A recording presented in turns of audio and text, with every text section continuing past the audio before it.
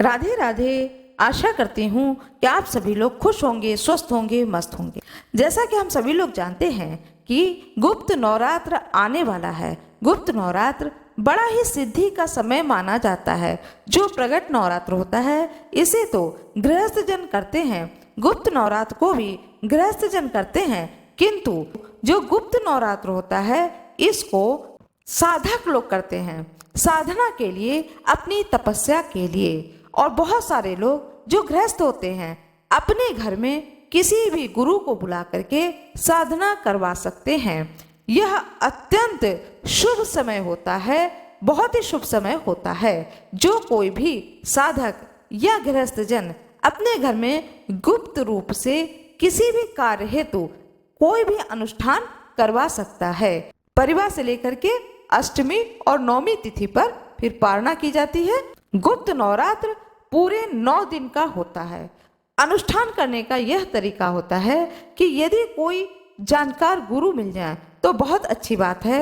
गृहस्थ हो या साधक हो, साधक जब कोई अनुष्ठान करते हैं तो वह स्वयं के लिए करते हैं, स्वयं की इच्छाओं की पूर्ति के लिए करते हैं, या अपनी साधना को बढ़ाने के लिए करते हैं, या सिद्धि को प्राप्त करने के लिए करते हैं।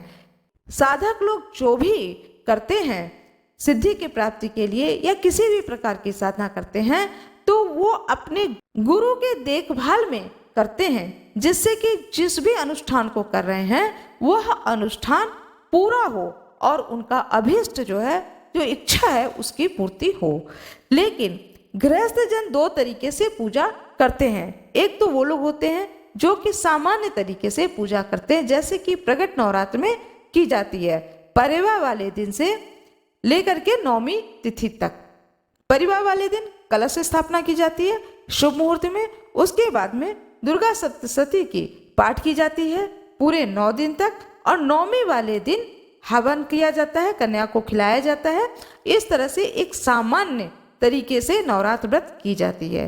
दूसरा तरीका यह होता है कि अभीष्ट सिद्धि के लिए आप किसी भी योग्य व्यक्ति से, गुरु से जानकारी लेकर के या उन्हें अपने घर में बुला करके आप पूजा कर सकते हैं। वह पूजा इस प्रकार से होती है कि जैसे किसी लड़की का विवाह नहीं हो रहा है, उसके विवाह में बड़ी दिक्कत आ रही है, तो वो चाहे तो क्या करें कि किसी ब्राह्मण को बुला करके 9 दिन तक केवल कात्यायनी देवी की पूजा कराएं, कात्यायनी देवी के मंत्र का अनुष्ठान कराएं, जैसे 1.25 लाख का मंत्र का अनुष्ठान कराएं।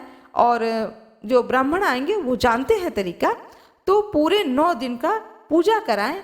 अपनी लड़की हो तो उसके निमित्त, लड़का हो तो उसके निमित्त पूजा कराने के बाद में नवमी वाले दिन आवाहन करके हवन किया जाता है। और यह इतना फलीभूत समय होता है कि जो कोई भी अपने घर में इस तरह का अनुष्ठान करवाता है किसी ब्राह्मण के द्वारा, तो निश्चित है कि उसकी कन्या के विवाह में जो भी दिक्कत हो रही है वह दिक्कत दूर हो जाती है और विवाह तय हो जाता है। बहुत सारे लोगों के बहुत सारे शत्रु हो जाते हैं, बिना कारण के शत्रु हो जाते हैं। यह स्थिति तब होती है जब जन्म कुंडली में शत्रु योग बन जाता है, तो कई बार ऐसी स्थिति बन जाती है। ऐसी स्थिति के लिए बहुत सारे गृहस्थ लोग किसी भी ब्राह्मण से पूरे 9 दिन का अनुष्ठान करवाते हैं, चाहे तो किसी मंदिर में कराते हैं और चाहे तो अपने घर में कराते हैं। यह ब्राह्मण के ऊपर निर्भर करता है कि अनुष्ठान करते हैं। पीताम्बरी देवी का पूरे 9 दिन का अनुष्ठान किया जाता है, और उस अनुष्ठान में जो शत्रु से अत्यंत पीड़ित होता है वह अनुष्ठान कराता है कि मेरे शत्रु मुझे पीड़ा न दें, मैं शत्रु विजयी बनूं। इस तरह का अनुष्ठान किए जाते हैं गुप्त नवरात्र में। और जो 9 देवियों के रूप हैं वह अपनी इच्छा और शक्ति के अनुसार ही हर एक देवी का अनुष्ठान अलग अलग किया जा सकता है, और यह तभी किया जाता है बिना किसी गुरु के नेतृत्व में। इस तरह का कार्य नहीं करना चाहिए, क्योंकि जो गृहस्थ लोग होते हैं उन्हें संपूर्ण जानकारी साधना की नहीं होती है और गलती कहीं ना कहीं हो जाएगी। और जब गलती हो जाएगी, आप बिना किसी गुरु के नेतृत्व में, बिना किसी गुरु के देखभाल में इस तरह का अनुष्ठान आप कर लेते हैं और कहीं भी भूल चूक हो जाती है तो पूरा का पूरा अनुष्ठान गलत हो जाता है। अभीष्ट की प्राप्ति आपको होगी नहीं और कुछ अनिष्ट ना हो जाए, इसका डर भी बना रहता है। इसलिए कहा जाता है कि जो 9 दिन में, जो गुप्त नवरात्र के 9 दिनों में जो भी अनुष्ठान करें वह अवश्य ही किसी गुरु के देखभाल में जरूर करें। आशा करती हूँ कि आप लोगों को यह जानकारी बहुत ही अच्छी लगी होगी। कमेंट बॉक्स में जय माता दी अवश्य ही लिख दें। कृपया वीडियो को लाइक करें, शेयर करें, सब्सक्राइब करें। आप लोगों का बहुत बहुत धन्यवाद।